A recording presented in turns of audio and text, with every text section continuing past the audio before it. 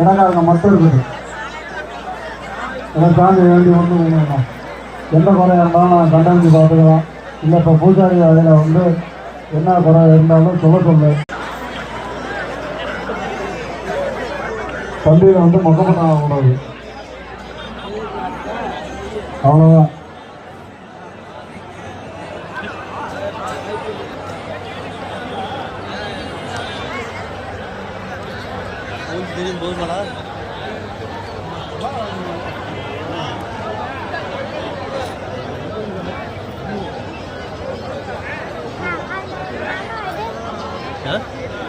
யாரா உங்க மாமா?